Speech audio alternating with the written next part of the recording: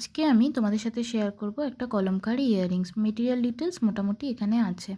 ফার্স্টে আমি মাউন্ট বোর্ডের পিস নিয়েছি। এটা একটা square piece, each side 5 centimetre. আমি একটা কলমকারি ফ্যাব্রিক দিয়ে এটাকে মুড়ে নিয়েছি। এখানে তোমরা ফেভিকলের গ্লু ইউজ করতে পারো, ফেভিকল, অথবা ফেভিক্রিলের ফ্যাব্রিক গ্লু ইউজ করতে পারো, অথবা আদার্স যে গ্লুর সাথে কাজ করে তোমরা কমফোর্টেবল সেটা ইউজ করতে পারো। তবে আমি সাজেস্ট করব ফেভিক্রিলের ফ্যাব্রিক গ্লু ইউজ করার জন্য। নিট অ্যান্ড ক্লিনভাবে সাইডগুলোকে মুড়ে নেবে, আর সবসময় চেষ্টা করবে মোড়ার আগে সাইডগুলোকে কেটে বাদ দিয়ে দিতে। একদম যেটুকুনি মোড়ার জন্য দরকার লাগে সেটুকুনিকেই রাখতে। ব্যাক সাইডে অবশ্যই একটা কাপড় দিয়ে ফিনিশ করবে। আর এখানে আমি একটা বড় কাপড়ে লাগিয়েছিলাম, তাই সাইডগুলো কেটে নিচ্ছি। কোনো রকম কোনো জায়গায় যদি ছোট বড় এক্সট্রা মনে হয় শুকিয়ে যাওয়ার আগে পুরোটা মাপ করে ঠিকঠাক করে দেখে নেবে, তারপর বেশ শুকোবে।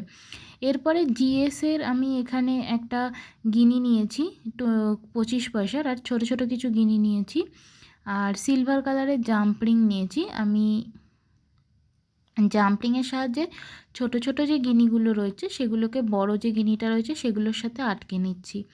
আমি 3টে গিনি এখানে আটকেছি। তোমরা যদি আরও বেশি দিতে চাও, ঝাড় টাইপ করতে চাও, সেটা করতে পারো। আমি এরকম আরেকটাও করে নিয়েছি, আর এটাকে আমি এখানে গ্লু অ্যাপ্লাই করে বসিয়ে দিচ্ছি। আমি এখানে ফেভিকল ইউজ করেছি, তোমরা ফেভিক্রিল ইউজ করতে পারো, আটকে যায়, ওভারনাইট অবশ্যই শুকোবে সেক্ষেত্রে। আর হট গ্লু ইউজ না করাই ভালো, আমায় এখানে পার্সোনালি বলবো অ্যাভয়েড করতে hot glue. Metal glue use করতে পারো। এটা বেশ খানিকটা শুকিয়ে যাওয়ার পরে আমি এখানে একটা ফুটো করেছি। ফুটো করে তারপর এখানে আমি জাম্পরিং লাগাবো, আর তার সাথে আমি একটা ইয়ার টপস লাগিয়ে দেবো। আমার ইয়াররিংসটা রেডি হয়ে গেছে একটা। একইভাবে আমি আর একটা ইয়াররিংসও রেডি করে নেব।